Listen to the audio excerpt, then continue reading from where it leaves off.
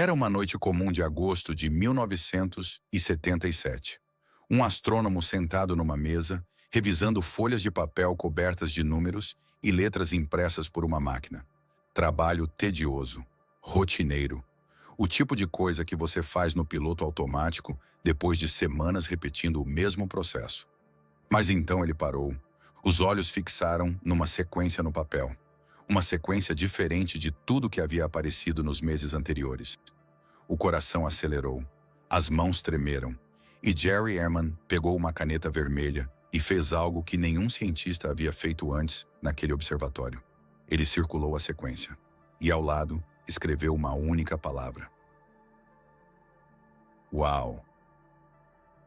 O que Jerry havia detectado era um sinal de rádio vindo do espaço profundo, intenso demais para ser ruído, organizado demais para ser aleatório, com características tão específicas que os cientistas da época acreditaram estar diante do maior momento da história humana, um possível contato com inteligência extraterrestre.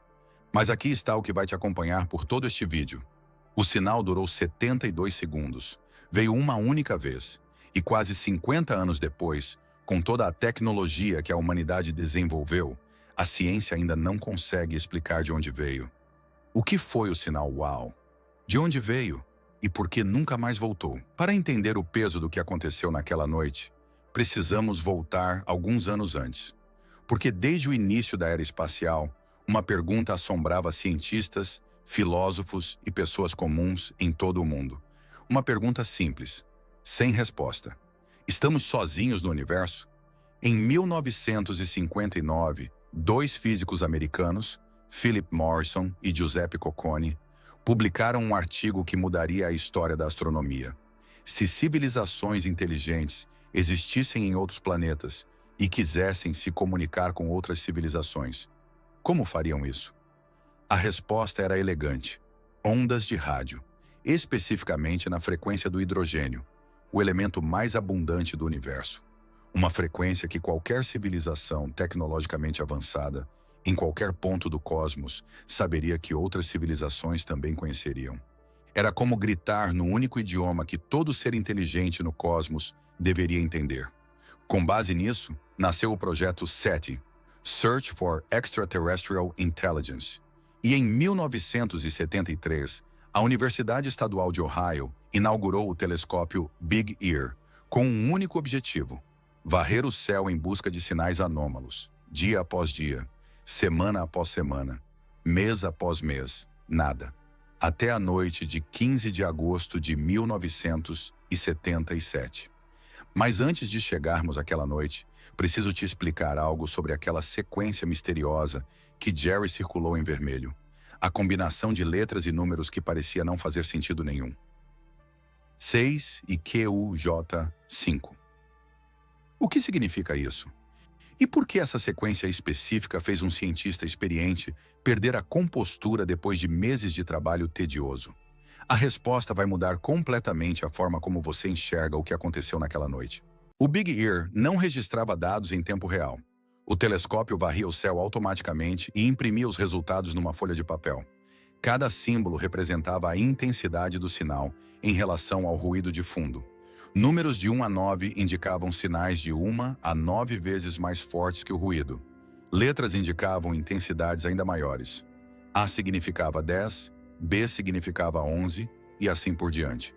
Então, quando Jerry Ehrman viu a sequência 6 e QUJ5, ele entendeu imediatamente o que estava olhando. O pico da sequência, a letra U, representava um sinal quase 30 vezes mais intenso que o ruído de fundo. 30 vezes. Numa frequência que os cientistas haviam definido como a frequência universal de comunicação inteligente. E o formato do sinal era perfeito. Não caótico, não aleatório. Ele crescia gradualmente, atingia o pico e decrescia gradualmente. Exatamente o padrão que um sinal de fonte pontual no espaço produziria ao cruzar o campo de visão de um telescópio em rotação. Era como se alguém, ou alguma coisa, no espaço profundo tivesse apontado um transmissor diretamente para a Terra e transmitido por exatamente 72 segundos. O sinal vinha da constelação de Sagitário, dezenas de anos-luz da Terra, com todas as características que os cientistas do SETI haviam definido como marcadores potenciais de inteligência artificial. Agora vem a parte que vai te perturbar muito mais do que o próprio sinal. Por que a frequência do hidrogênio é considerada a linguagem universal do cosmos? E o que torna essa frequência específica tão perturbadora neste caso? Porque quando você entender isso, a possibilidade de origem natural vai parecer muito menos provável. Imagine o universo como um oceano infinito de ruído. Bilhões de estrelas, galáxias, pulsares, quasares, todos emitindo ondas eletromagnéticas em milhares de frequências diferentes. O céu de rádio é um caos absoluto, mas existe uma frequência especial, uma frequência onde o universo é silencioso. 1420 MHz, a frequência de emissão do hidrogênio neutro. Morrison e Cocconi argumentaram que qualquer civilização inteligente no cosmos, não importa onde, não importa quando, teria que conhecer essa frequência. Porque o hidrogênio é o elemento mais abundante do universo. É a base de tudo. Estrelas são feitas de hidrogênio. A vida como conhecemos depende de hidrogênio. Uma civilização que domina a física básica, domina a frequência do hidrogênio. É o equivalente cósmico de se encontrar na praça central de uma cidade desconhecida. Qualquer pessoa que conheça a cidade sabe onde é a praça central. E o sinal WOW foi transmitido exatamente nessa frequência. Nas semanas seguintes, o Big Ear tentou detectar o sinal novamente.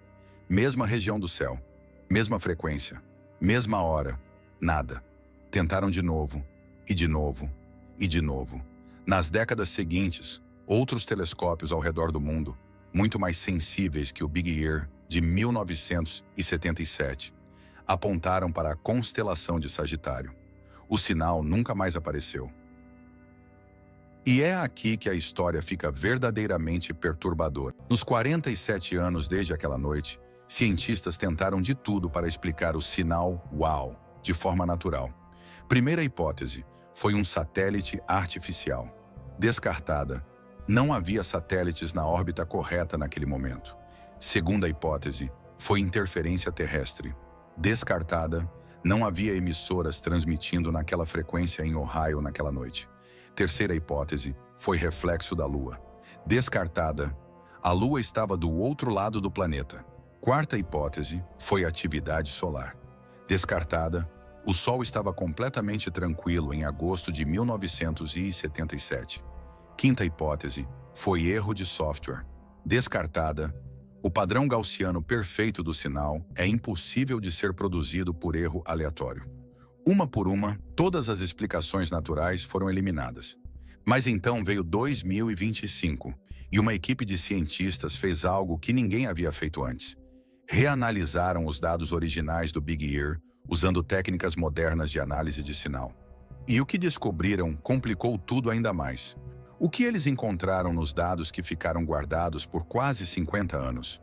O que a tecnologia moderna revelou que os instrumentos de 1977 não conseguiam ver? Isso muda completamente o que sabemos sobre aquela noite. Em agosto de 2025, uma equipe liderada pelo professor Abel Mendes, da Universidade de Porto Rico, publicou um estudo reavaliando os dados originais com ferramentas modernas. A primeira descoberta foi chocante. A intensidade real do sinal era mais de 4 vezes maior do que as estimativas de 1977 sugeriam. 4 vezes. O que Jerry Ehman detectou naquela noite era ainda mais extraordinário do que qualquer um havia percebido. A segunda descoberta foi ainda mais perturbadora. Os pesquisadores conseguiram descartar formalmente todas as fontes naturais conhecidas. Não foi um magnetar. Não foi uma nuvem de hidrogênio comum. Não foi nenhuma fonte catalogada no banco de dados astronômico mais completo do mundo. A origem do sinal permanece desconhecida. E então o professor Mendes disse algo que abalou a comunidade científica. Não podemos descartar ainda uma explicação relacionada à comunicação extraterrestre para o sinal WOW. Em 2025, com toda a tecnologia disponível, com décadas de análise, um dos principais pesquisadores do assunto disse publicamente que a possibilidade de origem extraterrestre ainda está na mesa. Mas a parte que realmente não te deixa dormir é outra. Se foi uma civilização inteligente tentando nos contatar, por que apenas uma vez? Por que 72 segundos e nunca mais? Os cientistas levam a sério 3 teorias. A primeira foi um pulso deliberado, um sinal de teste para ver se alguém ouviria, e talvez estejam esperando nossa resposta. A segunda foi um sinal contínuo, mas a Terra ficou na janela de recepção por apenas 72 segundos, conforme girava em seu eixo. O transmissor pode ainda estar ativo, apontado para a Terra agora mesmo. A terceira teoria é a mais perturbadora de todas. Talvez a civilização que transmitiu o sinal já não exista mais. Voltemos a Jerry Ehman naquela noite de agosto de 1977.